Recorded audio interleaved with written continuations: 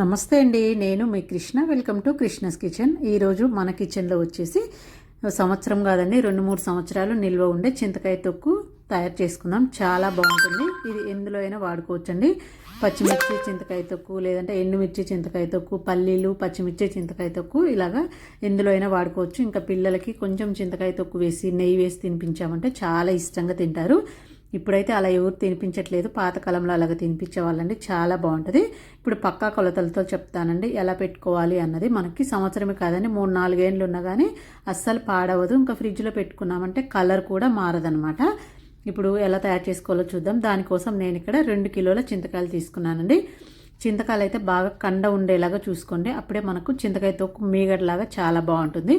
మీకు కండ ఎక్కువ లేకుండా విత్తనాలు ఎక్కువ ఉన్నది, విత్తనాలు ఎక్కువ ఉంటే మనకు విత్తనాలుగా ఉంటుందండి. కండ తక్కువ ఉంటుంది, గుజ్జు అనమాట.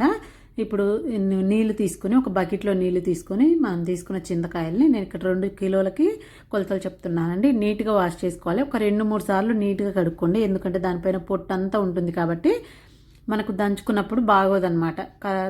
నా పంట కింద తగులుతూ ఇసుకలాగా అలాగ అనిపిస్తుంది. అందుకే ఒక 2-3 సార్లు నీట్గా వాష్ చేసుకోవాలి. చింతకాయల్ని పెద్ద బకెట్లో వేసుకొని కడుక్కోండి. ఇక చిన్న గిన్నెలలో కాకుండా ఇలా నీట్గా కడిగేసుకొని ఒక క్లాత్ మీద వేసుకొని ఒక అరగంట పాటు ఆరబెట్టేసుకోండి. ఎందుకంటే తడి అస్సలు ఉండొద్దండి. మనకు చాలా ఎక్కువ రోజులు నిల్వ ఉండేది కదా, తడి అనేది అస్సలు ఉండొద్దు. ఇలా క్లాత్ పైన వేసుకొని క్లాత్ కప్పేసుకొని ఒక అరగంట పాటు అలాగ వదిలేసేయండి. అరగంట 1 అవర్ అయినా. ఆ తర్వాత చూపిస్తున్నాను చూడండి, మొత్తం ఆరిపోయినాయి అనమాట. తడి అనేది ఎక్కడ లేదు. ఇప్పుడు వీటికి తొడియాలు ఉంటాయి కదా, కొంచెం చాక్తోటి మనం చేతితో తీయాలంటే కొంచెం గట్టిగా ఉంటాయి. చాక్తోటి జస్ట్ అలాగనేసి తీసేస్తే ఈజీగా వచ్చేస్తుంది. ఇలా పైన తీసిన తర్వాత మధ్యలో తుంచుకోండి, ఎందుకంటే మధ్యలో కూడా పీచు ఉంటుంది. ఆ పీచు అలాగే దంచేస్తే మనకు వాడుకునేటప్పుడు ఎక్కువ పీచు అనిపిస్తుంది. సో ఇలా పీచు మొత్తం తీసేసుకోండి. తుంచుకొని 2 ముక్కలు చేసుకొని తీసుకున్నామంటే ఇంకా అస్సలు పీచు అనేది అస్సలు ఉండదండి, మొత్తం వచ్చేస్తుంది అనమాట. కడుక్కున్న తర్వాత మొత్తము ఇలా పీచు అంతా తీసేసుకోండి. అప్పుడే మనకు నీట్గా ఉంటుంది అనమాట. ఇలా పీచ్ అంతా తీసేసుకోండి. చూడండి, 2 ముక్కలు చేసి నీట్గా చేసేసుకున్నాం కదా. ఇందులో ఇప్పుడు ఏమైనా పాడైనవి కానీ కుళ్ళినవి కానీ తొక్కపోయి, మనకి ముందుగానే తొక్కపోయి ఉంటాయి కదా, అలాంటివి అన్నీ తీసేసుకోవాలి. చూడండి, ఇలాగా కొంచెం పాడైనా తీసేసుకోండి, లేదంటే మనకు చింతకాయ తొక్కే పాడైపోద్ది అనమాట, బూజు వచ్చేస్తుంది. సో అలా మొత్తం తీసేసుకొని మంచి మాత్రమే తీసేసుకోండి. ఇప్పుడు నేను 2 కిలోలకి కొలత చెప్తున్నాను. ఉప్పు వచ్చేసి 2 కిలోలకి 400 గ్రాముల ఉప్పు వేసుకోవాలండి కంపల్సరీ. ఎందుకంటే కొంచెం ఉప్పు ఎక్కువ ఉంటేనే చింతకాయ తొక్కులో బాగుంటుంది, ఎక్కువ రోజులు నిల్వ ఉంటుంది అనమాట. 400 గ్రాముల ఉప్పు. పసుపు వచ్చేసి కొలత ఏం లేదండి, ఒక 20-30 గ్రాముల వరకు అయితే సరిపోతుంది, చూసుకుంటూ వేసుకోవాలి. ఒక 2 టేబుల్ స్పూన్ల వరకు మెంతులు వేసుకోండి.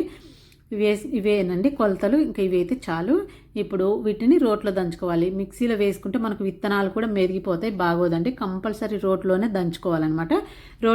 రోలు నీట్గా కడుక్కొని తడి అనేది లేకుండా తుడుచుకొని ఆరబెట్టేసుకొని అప్పుడు కొంచెంగా వేసుకుంటూ దంచుకోవాలి. విత్తనాలు మెరిగిపోయినాయి అంటే కొంచెం ఒగర్లాగా ఇట్లా వచ్చేస్తుందండి విత్తనాలు మెరిగిపోతే. అందుకని మిక్సీ వేసుకోకుండా కంపల్సరీ దంచుకోవాలి. చిన్న రోల్ అయినా కొంచెం వేసుకుంటూ కచ్చా పచ్చగా దంచుకోవాలి. ఫస్ట్ ఇలా దంచుకొని, కొన్ని దంచుకున్నాం కదా, మన దగ్గర చిన్న రోళ్ళు ఉంటాయి కాబట్టి కొన్ని దంచుకొని అందులో కొంచెం ఉప్పు, కొన్ని మెంతులు, కొంచెం పసుపు వేసుకొని మొత్తం దంచుకోవాలి. మొత్తం ఇలాగే అన్నీ కొంచెంగా దంచి పక్కన పెట్టేసుకోవాలి. ఒక్కసారిగా మనకి రోట్లో పట్టవు కాబట్టి వాయికి కొంచెం ఉప్పు, కొంచెం మెంతులు, కొంచెం పసుపు వేసుకుంటూ దంచుకోవాలి.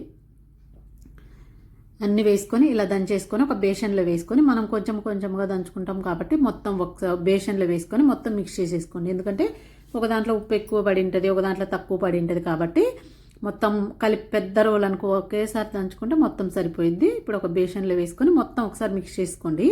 అన్నిటికీ ఉప్పు సమానంగా సరిపోతుంది అనమాట, మొత్తం కలుస్తుంది కాబట్టి. ఇలా కలుపుకొని ఇప్పుడు మీ దగ్గర జాడీ ఉంటే జాడీలో పెట్టుకొని ఇంకా మంచిది, లేదంటే ఒక డబ్బాలో, ఇలా ప్లాస్టిక్ డబ్బాలో అయినా పెట్టేసుకోండి. మొత్తం ఇలా పెట్టేసుకొని ఒక 3 డేస్ వరకు పక్కన పెట్టేసుకోండి. 3 డేస్ తర్వాత మళ్ళీ దాన్ని తిప్పుకొని దంచుకోవాలి. నేను కొంచెం ఉప్పు మిగుల్చుకున్నానండి, మళ్ళీ 3వ రోజు చూసి వేసుకుందామని. కంపల్సరీ 3వ రోజు కూడా 400 గ్రాములు అయితే కంపల్సరీ పడుతుందండి, ఉప్పు అయితే కంపల్సరీ పడుతుంది. ఇప్పుడు నేను 3వ రోజు చూపిస్తున్నాను కదా, మనకు మంచిగా ఊరిపోయి విత్తనాలు తీసుకోవడానికి ఈజీగా ఉంటుంది. మీకు వద్దు విత్తనాలు అంటే అలాగే ఉంచేసుకోవచ్చండి. నేనైతే ఇక్కడ విత్తనాలు తీసేస్తున్నాను. మనం పచ్చిమిర్చి అలా వేసుకుంటే విత్తనాలు ఉంటే బాగోదనేసి మొత్తం విత్తనాలన్నీ తీసేసి మళ్ళీ ఒక్కసారి రోట్లో వేసుకొని మొత్తము దంచేసుకోవాలి. ఇప్పుడు ఒకవేళ మీకు ఉప్పు సరిపోలేదు అనుకోండి, ఇంకో మిగిలిన ఉప్పు ఉంది కదా, అది కూడా వేసేసుకొని మొత్తం దంచేసుకోండి. చూడండి మంచిగా విత్తనాలు తీసేస్తే, పీచులు విత్తనాలు అన్నీ తీసేసాక మంచి మీగడలాగా వస్తుంది దంచి పెట్టుకుంటే. ఇలా మొత్తం దంచేసుకొని ఒకసారి బాగా దంచుకోండి. మొత్తం ఒక 5-10 నిమిషాల వరకు మొత్తం కలిసేలాగా, మనకు ఇంకా కొంచెం ఫస్ట్ టైం కచ్చా పచ్చగా దంచాం కదా, అది మొత్తం బాగా మెదిగేలాగా మొత్తం దంచేసుకోవాలి. దంచుకొని ఇలా ఒక డబ్బాలోకి తీసుకోండి. ఇలా దంచి పెట్టేసుకుంటే మనకి సంవత్సరం కాదండి, 3-4 సంవత్సరాలు ఉన్నా కూడా అస్సలు పాడవదు. మీ దగ్గర చిన్న చిన్న జాడీలు ఉంటే అందులో పెట్టుకోండి. నా దగ్గర డబ్బానే ఉంది కాబట్టి నేను డబ్బాలో పెట్టేస్తున్నాను, ప్లాస్టిక్ డబ్బాలో. ఇలా చేసుకొని మీరు బయట ఉంచుకున్న ఎన్ని రోజులైనా ఉంటుందండి. కాకపోతే కొంచెం కలర్ అనేది మారుతుంది బయట.